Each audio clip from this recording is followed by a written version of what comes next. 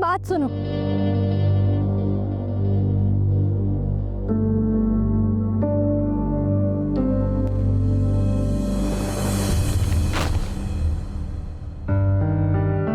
ये क्या? मैं नहीं जानती कि तुम्हारे बाप की दी हुई घड़ी कितनी महंगी थी, लेकिन ये पैसे उससे कहीं ज्यादा है, क्योंकि ये मैंने अपनी माँ के कंगन बेच के इकट्ठे किए। इससे तुम्हारा नुकसान पूरा हो जाएगा।